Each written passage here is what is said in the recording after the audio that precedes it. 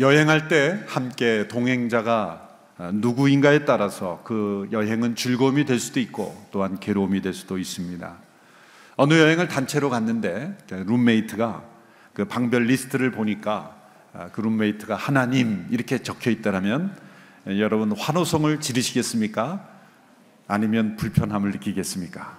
방을 바꿔달라고 하겠습니까? 한번 상상해 보시기를 바랍니다. 만일 하나님과 함께 여행하는 것이 불편한 여행으로 느껴진다면 그 이유는 두 가지 중 하나일 것입니다. 하나는 하나님에 대한 오해이죠.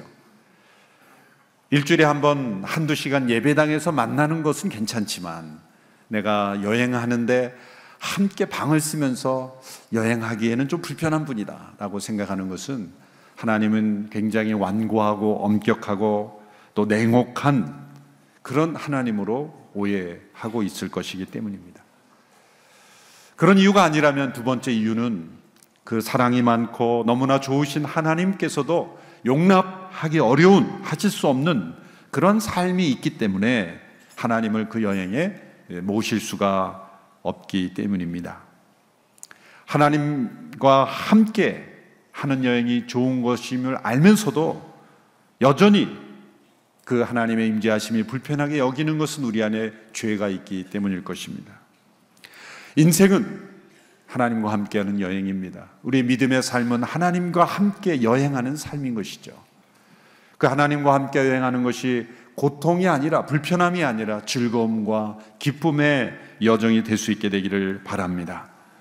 하나님은 완고하고 예민한 이기주의자가 아니십니다. 하나님께서 때로 우리를 징계하시지만 하나님은 사랑으로 미소 지으며 우리의 손을 잡아주시며 우리를 징계하시는 하나님이십니다. 하나님은 집을 나간 아들이 돌아왔을 때 그를 따뜻하게 맞이하고 축복하는 잔치를 베풀어 주시는 그런 하나님이십니다. 진멸받아 마땅한 그 백성들을 위하여 모세가 중보했을 때 그 기도를 들으시고 그 진노를 돌이켜 주시는 그 하나님 아버지이십니다. 그 하나님이 바로 우리 하나님이시라면 그 하나님과 동행하는 인생의 여행은 너무나 기쁘고 즐거운 여행이 되어야 할 것입니다. 하나님은 온 땅에 충만하신 하나님이십니다. 천지에 충만하신 하나님, 이것을 편재하시다 그러죠. 편재하신 하나님, omnipresence. 하나님은 어느 곳에나 계시고 모든 곳에 계시는 하나님이십니다. 그러나 하나님은 모든 곳에 다 임재하시지는 않습니다. 그 임재하시다는 것은 하나님께서 기쁘게 동행하시면서 거하시는 것을 임재라고 말하죠. 하나님은 저 하늘에 계시지만 저 지옥에는 임재하시지 않죠. 하나님은 온 땅에 충만하시지만 하나님께서 함께 거하실 수 있는 그 영혼, 그곳에 하나님은 임재하시는 것입니다. 하나님은 우리가 알지 못하는 가운데서도 우리와 함께하고 계십니다. 그러나 내 삶 속에 하나님께서 임재하실 수 없는 것은 나의 죄가 하나님을 인정하지 않고 받아들이지 않고 기뻐하지 않기 때문인 것입니다. 이 하나님의 편재하심은 당연한 것입니다. 그러나 하나님의 임재하심은 당연한 것이 아닙니다. 우리가 어떤 태도로 그 하나님을 환영하고 그 하나님과 동행하는가에 따라서 하나님의 임재하심은 체험될 수도 있고 혹은 체험되지 못할 수도 있는 것입니다. 어느 시편 기자는 하나님의 임재하심을 체험하는 것이 아무렇게나 주어지지 않는다는 것을 이렇게 고백했습니다. 시편 15편 1절의 말씀에 여호와여 주의 장막 안에 살 사람이 누구입니까? 주의 거룩한 산에 살 사람이 누구입니까? 이렇게 질문을 던지는 것은 하나님의 임재하심을 누구나 체험하는 것은 아니다라는 것을 고백하는 것입니다. 그러나 우리에게 주어진 은혜는 무엇입니까? 죄인 된 우리가 하나님의 임재하심을 체험할 수 있는 길을 열어주셨다는 거죠. 하나님이 정하신 방식에 따라, 하나님이 정하신 그런 법에 따라 죄인 된 인간이 하나님을 만날 뿐만 아니라 그분의 임재하심을 체험할 수 있게 되었다는 거죠. 하나님께서 이스라엘 백성들을 택하시고 그들 가운데 거하시기를 원하셨습니다. 하나님께서 함께 하실 것이 아니었다면 하나님은 성막을 지으라고 하지 않으셨을 겁니다. 여러 규례를 만들어주지 않으셨을 것입니다. 창세기에 보면 하나님께서 간혹 나타나십니다. 그리고 그 하나님이 나타나시는 곳에 그 족장들은 제단을 쌓습니다. 창세기 15장에 보면 아브라함이 하나님이 나타나신 곳에 제단을 쌓았더라. 나타나신 곳에 제단을 쌓고 거기서 하나님을 만나는 거예요. 그러나 그것은 임시적이고 일시적인 것이었습니다. 이제 출애굽한 그 백성들에게 하나님이 지으실 집을 만들어라고 하신 것은 어떤 의미입니까? 이제는 지속적으로 그들 가운데 함께 사시며 그들과 함께 임재하시기 원하시는 것을 우리에게 보여주는 거죠. 간헐적으로 하나님이 나타나실 뿐만 아니라 그들과 함께 지속적으로 임재하기 원하시는 하나님을 우리에게 보여주시는 거예요. 더 깊이, 더 지속적으로 그들 가운데 임재하시기 위해 찾아가신 하나님. 그런데 그 하나님의 계획이 깨질 뻔했습니다.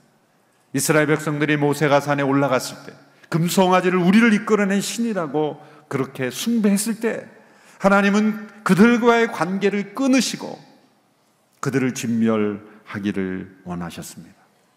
이때 모세의 중보기도는 그 하나님과 백성들과의 관계를 회복시키는 일에 역할을 했죠. 이 출애굽기 32장부터 33장에 이르기까지 모세의 3번의 중보기도가 나옵니다. 이 3번의 중보기도를 통해서 깨질 뻔한, 깨져야 마땅했던 그 관계가 회복되는 그러한 일에 모세의 중보기도가 사용돼요. 첫 번째 중보기도 바로 지난주에 우리가 살펴본 대로 출애굽기 32장에 나오는 모세의 중보기도죠. 모세가 시내산에 있었을 때 드린 기도입니다. 시내산 밑에서는 백성들이 금송아지를 만들어서 우리의 신이라고 숭배하고 있고, 하나님께서 모세에게 내가 이 백성을 진멸하고 너로 새로운 민족을 시작하겠다고 하셨을 때 모세가 하나님께 기도하죠. 그 진노를 거두어 달라고 기도합니다. 그 모세의 간절한 기도, 하나님의 영광을 바라고 하나님의 약속을 붙잡고 그 하나님의 은혜를 간절히 구하는 이 모세의 기도에 하나님은 응답하셔서 그 진노를 거두어 주시죠. 이게 첫 번째 중보의 기도입니다. 그런데 진노가 거두어졌다 그래서 모든 관계가 회복되는 것은 아니죠. 모세는 두 번째 중보의 기도를 드립니다. 시내산 밑으로 내려와서 이제 그 모세가 그 현장을 보죠. 모세가 시내산 위에 있었을 때는 그 진노를 거두어 달라고 어떻게 보면 하나님보다 더 나은 것처럼 이렇게 하나님께 기도하면서 그렇게 정말 아름다운 언어를 표현했죠. 내려와 보니까 모세가 엄청난 진노를 쏟아붓죠. 금송아지를 녹여서 물에 타서 백성들에게 먹이고 돌판을 던져버리고 모세가 흥분합니다. 그러나 그 모세는 그 가운데서 이런 기도를 합니다. 하나님 이 백성을 용서해 주십시오. 만일 이 백성을 용서하지 않으시려거든 저를 하나님의 기록하신 책에서 제 이름을 빼주십시오. 자신이 하나님의 영원한 생명의 그 은혜 가운데 끊겨질지라도 하나님 백성을 용서해 주십시오. 이것은 십자가에서 죽으신 예수 그리스도의 마음입니다.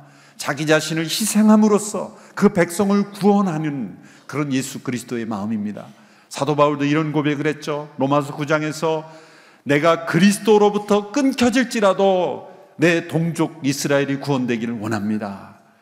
이 모세의 마음, 이 바울의 마음이 바로 십자가의 죽으심으로 자기를 희생하심으로써 우리를 구원하신 바로 예수 그리스도의 중보의 마음이죠. 모세는 용서를 간구했습니다. 진노를 거두시는 것뿐만 아니라 그 백성을 용서해달라고 두 번째 중보의 기도를 드리게 됩니다. 31절, 32절의 이 기도를 우리가 함께 읽어보겠습니다. 출애굽기 32장 31절, 32절 시작. 그리하여 모세는 여호와께 돌아가 말했습니다. 오, 이 백성이 엄청난 큰 죄를 지었습니다. 자기들을 위해 금으로 신을 만들었습니다. 그러나 이제 그들의 죄를 용서해 주십시오. 용서해 주시지 않으신다면 부디 주께서 기록하신 책에서 내 이름을 지워 버리십시오. 얼마나 헌신적이고 얼마나 희생적인 강력한 중보 기도입니까? 하나님은 이 기도를 들어주셨어요. 그리고 그 백성을 용서하시고 이제 그 백성의 가나안을 향한 약속의 땅을 여행을 계속하도록 허락하셨습니다. 그런데 이 하나님의 그 말씀을 보면 진노를 거두시기도 응답하셨고, 또 그 백성을 용서하셔서 계속 약속의 땅을 향한 여행도 허락하셨지만 하나님의 임재하심은 허락하지 않으셨다는 거죠. 하나님의 말씀 33장 1절에서 3절의 말씀 우리 같이 읽겠습니다. 시작. 여호와께서 모세에게 말씀하셨습니다. 너와 내가 이집트 땅에서 이끌어낸 이 백성들은 이곳을 떠나 내가 아브라함과 이삭과 야곱에게 내 자손에게 주겠다라고 맹세한 그 땅으로 올라가거라. 내가 내 앞에 천사를 보낼 것이다. 내가 가나안 사람과 아모리 사람과 헷 사람과 브리스 사람과 히위 사람과 여부스 사람을 쫓아낼 것이다. 젖과 꿀이 흐르는 그 땅으로 올라가거라. 그러나 나는 너희와 함께 올라가지 않을 것이다.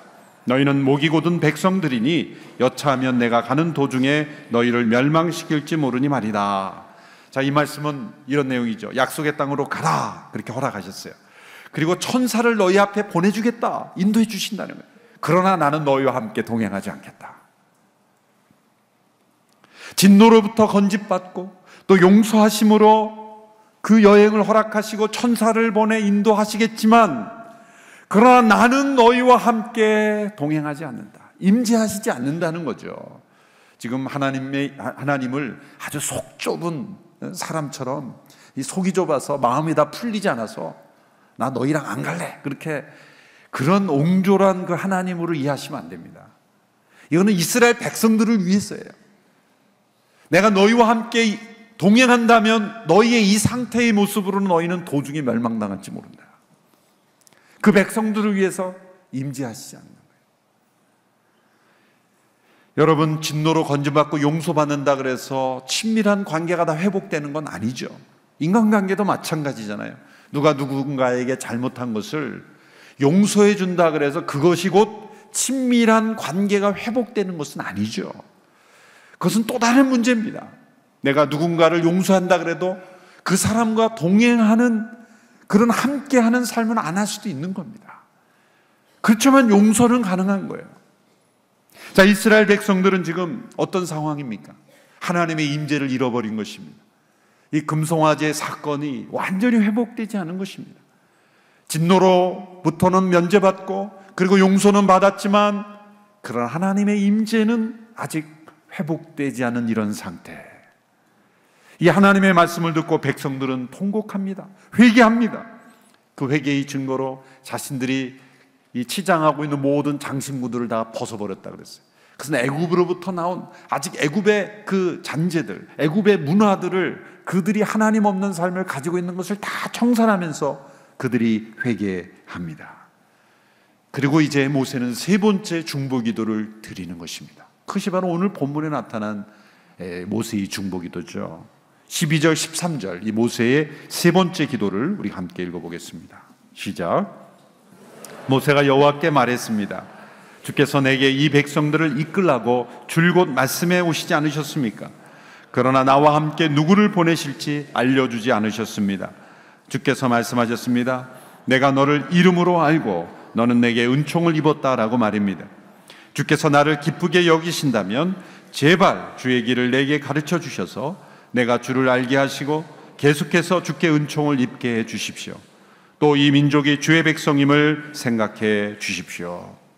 모세는 하나님과의 친밀한 대화를 통해 그 백성을 향한 중보를 이어갑니다. 11절에 보면 얼굴을 맞대고 모세가 하나님께 대화했다. 그렇게 하나님과 친밀한 관계가 있었다는 것을 의미합니다. 이 모세의 기도의 목표는 뭡니까? 예전의 관계로 회복하는 것입니다. 그 백성이 금송아지를 만들기 이전에 하나님의 관계, 하나님과의 관계로 회복시키는 거죠. 그는 이렇게 기도합니다. 12절에 보면 원문에 보시옵소서, 그렇게 하나님을 붙잡는 강렬하고 그런 공격적인 기도를 하고 있다고 말합니다. 첫째로 주의 길을 가르쳐달라고 기도합니다. 우리는 스스로 하나님의 길을 알 수 없습니다. 그래서 많은 시편에 보면 주의 길을 내게 가르치소서, 내가 행할 길을 가르쳐 주셔서 보여주소서, 그렇게 기도하는 것을 볼 수 있죠. 주님의 길을 보여주셔야 합니다. 두 번째로 그는 계속해서 은총을 입게 해달라고 기도하고 있습니다. 우리가 하나님의 은총을 입은 자라면 하나님 그 은총을 계속해서 허락해 주시옵소서. 여러분, 우리가 아무리 심한 하나님의 심판 가운데 처해 있을지라도 우리가 유일하게 간구할 수 있는 회복의 근거는 하나님의 은혜입니다. 은혜는 받을 자격이 없는 자가 베풀 의무가 없는 분으로부터 받는 것 아니겠습니까? 그러므로 우리가 아무리 받을 자격이 없고 아무리 죽어 마땅한 죄인이라 할지라도 하나님 앞에 구할 수 있는 근거는 하나님의 은혜를 베풀어 달라는 기도입니다. 이 기도는 어떠한 상황 속에서도 우리가 하나님 앞에 구할 수 있는 근거예요. 그 세 번째 이 모세의 중보기도 보면 은총이란 단어가 계속 반복해서 등장합니다. 주여 계속해서 은총을 베풀어 주십시오. 은총을 베풀어 주십시오. 에이든 토저라는 분의 책 가운데 한 문장에 이러한 것을 설명하는 문장이 제가 읽어드리겠습니다. 우리가 하나님을 제일 기쁘시게 하는 것은 우리 자신을 선하게 만들려고 미친 듯이 노력함으로써가 아니라 우리의 모든 불완전함을 그의 팔에 내어 맡기며 하나님께서 모든 것을 이해하시고 여전히 우리를 사랑하신다는 것을 믿는 것이다. 하나님 앞에 더 선한 삶을 살아가는 것 귀한 것입니다.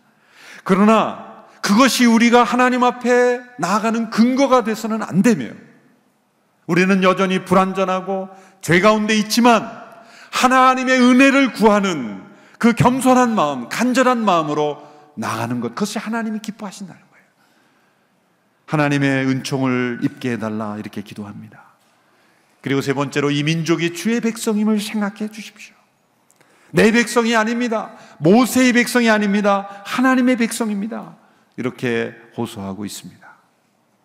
하나님께서 이 모세의 기도에 응답하셨어요. 14절의 말씀에 하나님의 응답이 나와 있습니다. 함께 읽습니다. 시작. 여호와께서 대답하셨습니다. 내가 친히 너와 함께 가겠다. 내가 너를 무사하게 할 것이다. 하나님이 또 뜻을 돌이켜 주신 거예요. 33장 초반부에서는 내가 너희와 함께 가지는 않을 것이다, 그렇게 분명히 말씀하셨는데 이 모세의 기도로 근거를 해서 하나님께서는 그 모세의 기도에 귀를 기울여 주시고 천사만 보내는 것이 아니라 내가 친히 너와 함께 가겠다. 하나님이 변덕이 심하신 하나님이십니까? 우리에게 이 과정을 통해 우리에게 뭘 보여주시는 거죠? 하나님이 변덕이 심하다는 게 아니라 하나님은 은혜를 간구하는 자에게는 그 뜻을 언제나 돌이켜 주셔서 회복시켜 주시는 하나님이시라는 거예요. 얼마나 좋으신 하나님이십니까? 진노를 거두어 달라 그러면 진노를 거두어 주시고, 그리고 용서해 달라 그러면 용서해 주시고, 함께 해달라 그러면 함께 해주시고, 하나님과의 관계를 회복하는 것이라면 언제나 기꺼이 어떠한 상황이 있든지 간에 단 한 가지 우리가 하나님의 은혜를 구하는 겸손으로, 하나님의 은총을 바라는 간절한 마음으로, 하나님이 함께 해주시기를 원하는 그러한 마음으로 하나님을 초청하고 하나님을 받아들이고, 하나님 내 인생의 여정에 하나님 함께 해주십시오. 내가 쓰는 방에 하나님이 함께 묵는 분으로 있다면 이거 어떡하지? 이거 큰일 났네. 불편해서 어떡하지? 다른 방으로 갈까? 그런 삶이 아니라 하나님 내가 사는 곳에 와주십시오. 내 인생의 여정에 동행해 주십시오. 그냥 진노로부터 건짐받고 죽은 이후에 천국 가는 그런 삶이 아니라, 단지 용서받는 삶이 아니라 내 인생의 여정에 하나님 친히 함께 해 주십시오. 그런 마음으로 나아간다면 하나님은 그래, 내가 너와 함께 가겠다 라고 말씀하시는 거예요. 모세가 이 하나님의 응답에 대하여 화답하며 이렇게 기도드립니다. 15절부터 16절은 이 모세의 화답의 기도입니다. 15절 16절 우리 같이 읽겠습니다. 시작. 그러자 모세는 여호와께 말했습니다. 주께서 친히 우리와 함께 가시지 않으시면 아예 우리를 여기서 올려보내지 마십시오. 주께서 우리와 함께 가지 않으시면 나와 주의 백성들이 주께 은총을 입었는지 누가 어떻게 알겠습니까? 나와 주의 백성들이 지면의 다른 모든 백성들과 어떻게 구별되겠습니까? 모세는 하나님께서 함께 임재하시지 않는다면 우리의 여행은 아무 의미 없으니까 우리도 보내지 마십시오. 우리들 앞에 천사가 인도해 주는 것 의미 없습니다. 하나님의 임재하심만이 우리가 다른 백성들과 구별된 것이 아닙니까? 우리가 하나님의 은총을 입은 자라는 증거는 하나님의 함께하심이 아닙니까? 하나님의 임재하심 없이 어떻게 우리가 갈 수 있습니까? 이 하나님의 마음을 감동시키는 기도이죠. 우리가 이 모세의 마음이 있을 때 하나님은 우리의 관계를 회복시켜 주시고 우리의 삶 속에 계속해서 임재하실 줄로 믿습니다. 모세는 거기서 그치지 않고 하나님의 영광을 보여달라고 기도합니다. 그래서 하나님이 임재하시겠다는 증거를 보여달라는 거죠. 모세는 3번이 하나님의 영광을 경험했죠. 첫 번째는 호렙산에서 그가 부르심을 받을 때 하나님의 영광을 보았어요. 또한 24장에서 이스라엘의 장로들과 함께 하나님의 영광을 보았어요. 이제 3번째 하나님의 영광을 보여달라고 간구하죠. 그때 하나님은 내 얼굴을 볼 수가 없다. 그리고 모세는 하나님의 뒷모습만 봤다 그랬죠. 그건 우리에게 뭘 보여줍니까? 우리가 체험하는 어떠한 영광도 하나님의 영광의 전부가 아니라는 겁니다. 모세가 체험한 하나님의 영광도 하나님의 뒷모습일 뿐이다. 그건 우리와 같은 하나님의 신체가 있다는 게 아니죠. 우리 인간은 하나님의 영광을 다 체험할 수가 없어요. 우리가 체험한 하나님의 어떠한 영광이라도 그것은 극히 일부분에 불과한 것이다. 우리가 체험한 그 어떤 하나님의 영광보다 하나님은 더 영광스러운 분이시다. 그 영광스러운 하나님이 우리와 함께 하시고 함께 동행하시고 임재하신다고 약속하시는 겁니다. 과연 우리가 이런 모세의 마음으로 하나님의 임재를 갈망하고 있는가? 하나님의 용서를 은혜로 받아도 하나님의 임재하심은 이러한 갈망이 없이는 체험할 수 없는 것입니다. 여러분, 하나님이 우리의 인생에 이런 동행자로 임재하기를 간절히 원하십니까? 아니면 천사만 보내서 인도해 주시기를 원하십니까? 어떠한 삶을 원하십니까? 진노로부터 건짐받고 그냥 용서받는 것으로 만족하십니까? 아니면 내 인생의 모든 여정에 하나님이 함께 임재하시는 삶을 원하십니까? 하나님께서 모세에게 그 마음을 받으시고 이렇게 응답하셨죠. 17절의 말씀 우리 같이 읽습니다. 시작. 그러자 여호와께서 모세에게 내가 말한 그대로 내가 하겠다. 내가 내 은총을 입었고 내가 너를 이름으로 알기 때문이다라고 말씀하셨다. 모세의 하나님이 우리 하나님, 나의 하나님이 되심은 복된 일입니다. 우리가 이 땅을 여행하는 동안 내가 친히 너와 함께 가겠다라는 약속을 우리에게 주셨습니다. 그 여행이 아무리 거칠고 위험한 길이라 할지라도 하나님이 친히 여행해 주시는 길이라면 두렵지 않고 안전한 길이 될 줄로 믿습니다. 볼지어다 내가 세상 끝날까지 너희와 항상 함께 하리라 약속하셨어요. 두려워 말라, 내가 너와 함께 함이라. 놀라지 말라, 나는 내 하나님이 됨이니라 말씀하셨어요. 내가 사망의 음침한 골짜기로 다닐지라도 해를 두려워하지 않을 것은 주께서 나와 함께 하심이라. 여러분이 함께 하시는 하나님의 임재하심을 날마다 체험하는 우리 모든 삶이 되기를 축원합니다. 간신히 구원받는 인생만이 아니라 매일매일의 인생의 여정에서 임재하심 가운데 주와 동행하는 우리 모든 성도들 다 되기를 주님의 이름으로 축원합니다.